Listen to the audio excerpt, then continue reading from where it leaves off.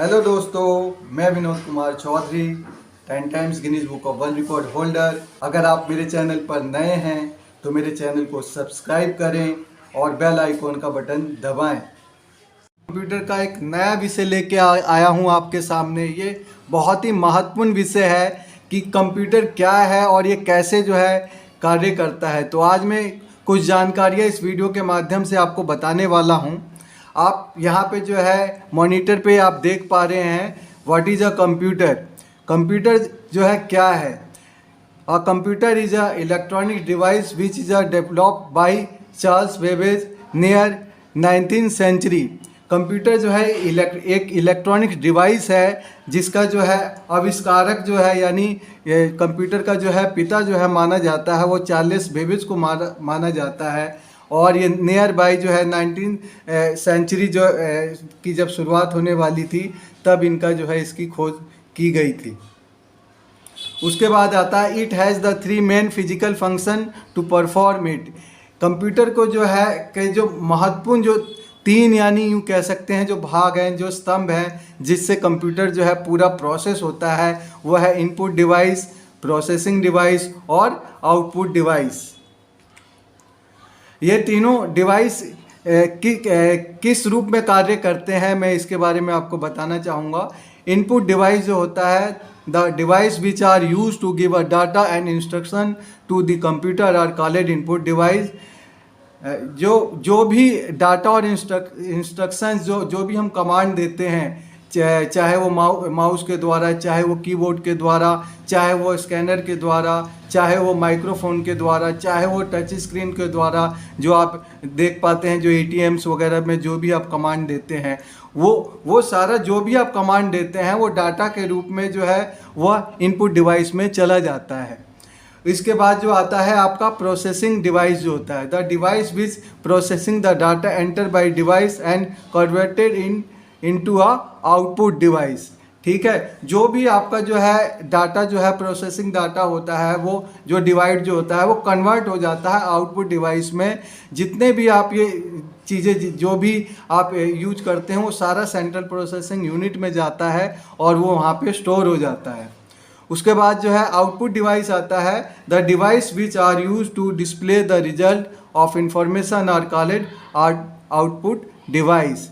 जो भी डिवाइस आप डिस्प्ले के थ्रू में आप देख पाते हैं, जो मॉनिटर पे आप कोई भी डिस्प्ले में जो भी आप इंफॉर्मेशन देखते हैं वो सारे आउटपुट डिवाइस के रूप में माने जाते हैं। जैसे मॉनिटर पे जो चीज़ें दिखती हैं, जो प्रिंटर पे दिखता है, जो स्पीकर्स पे जो भी आप कमांड ये चीज़ें देते हैं, वो सारे आउटपुट डिवाइस कहलाते हैं। उसके बाद आता है जो महत्वपूर्ण जो दो पार्ट हैं कंप्यूटर के, कंपोनेंट्स ऑफ द कंप्यूटर, वो है हार्डवेयर और सॉफ्टवेयर। हार्डवेयर में आपने इनपुट डिवाइस, आउटपुट डिवाइस और स्टोरेज डिवाइस और CPU ये सम्मिलित होते हैं। और ये जब सारी चीज़ें आपको जब एक CPU के अंदर ये सारी चीज़ें मौजूद होती हैं, मदरबोर्ड भी होता है इसके अंदर, और ये सब जब सारी चीज़ें मौजूद होती हैं तब उसमें एक सॉफ्टवेयर आपका उसको डाला जाता है, जो सबसे पहले एप्लीकेशन सॉफ्टवेयर होता है और सिस्टम सॉफ्टवेयर है। इसी से हम कोई भी चीज़ कार्य कर पाते हैं। जैसे आप एक एप्लीकेशन सॉफ्टवेयर का उदाहरण आप ले सकते हो MS ऑफिस। ये एक आपका एप्लीकेशन सॉफ्टवेयर है। इसी प्रकार से जो डिफरेंट तरह के जितने भी सॉफ्टवेयर हैं वो ऑफिस जो भी जिस प्रकार का जो ऑफिस होता है, चाहे वो प्राइवेट ऑर्गेनाइजेशन है, चाहे वो सरकारी ऑर्गेनाइजेशन है, वो अपने अनुसार एप्लीकेशन सॉफ्टवेयर डलवाते हैं और फिर उसके तहत वो कार्य करते हैं। उसके बाद आता है कि कंप्यूटर कैसे कार्य करता है। तो ये है कैरेक्टरिस्टिक्स ऑफ कंप्यूटर। कंप्यूटर की जो क्षमता होती है उसकी बहुत तेज़ होती है। एक मनुष्य के ब्रेन से वो ज़्यादा तेज़ी से कार्य करता है और साथ ही साथ उसकी एक्यूरेसी भी बहुत बढ़िया होती है।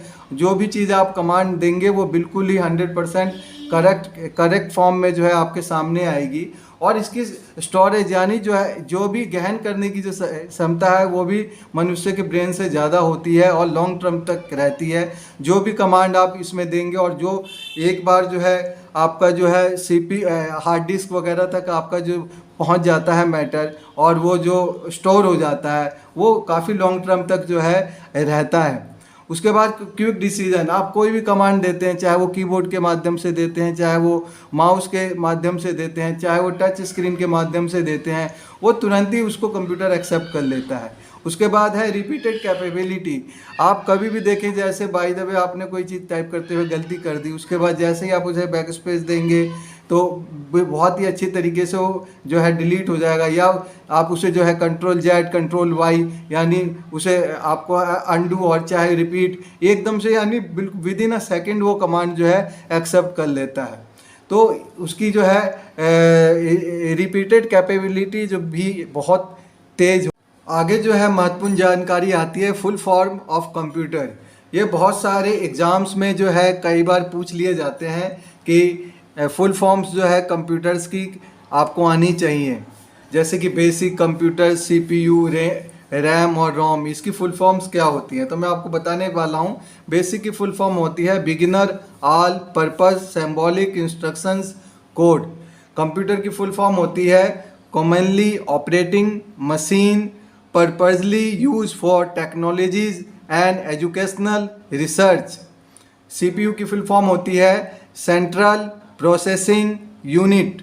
और रैम की फुल फॉर्म होती है रैंडम एक्सेस मेमोरी। रोम की फुल फॉर्म होती है रीड ओनली मेमोरी। उसके बाद जो है कंप्यूटर की मेमोरी जो है कैसे कार्य करती हैं। कंप्यूटर में सबसे पहले आपको ये पता होना चाहिए कि 3 प्रकार की मेमोरीज होती हैं। यहाँ सबसे पहला आप देख पा रहे हो हार्ड डिस्क ड्राइव। सबसे पहली मेमोरी होती है हार्ड डिस्क ड्राइव।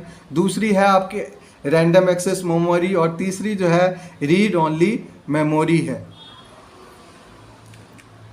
उसके बाद जो आता है आपका जनरेशन ऑफ कंप्यूटर। अब तक जो है कंप्यूटर की जो है 5 जनरेशन जो है मानी गई हैं, जिसमें से सबसे पहली जनरेशन जो 1946 से लेकर 1955 के बीच में रही, जिसमें जो है यूं कह लीजिए कि आविष्कार हुआ था वैक्यूम ट्यूब्स का सबसे पहले। उसके बाद जो है सेकंड जनरेशन जो रही 1956 से 1963 तक रही। इसमें जो यूं कहिए कि जो आविष्कार हुआ था वो ट्रांजिस्टर्स का यूज हुआ था। थर्ड जनरेशन जो रही आपकी 1964 से लेकर 1970 तक रही, इसमें आईसी चिप बनाई गई। और फोर्थ जनरेशन जो रही 1971 से लेके 1991 तक रही, इसमें LSI जो है का निर्माण हुआ। उसके बाद जो है फिफ्थ जनरेशन जो है 1992 से और एट प्रेजेंट टाइम तक जो चल रही हैं। मुझे उम्मीद है कि आपको जो है वीडियो जो है बहुत पसंद आई होगी। और अगर वीडियो पसंद आई है तो लाइक, सब्सक्राइब और कमेंट्स करना ना भूलें।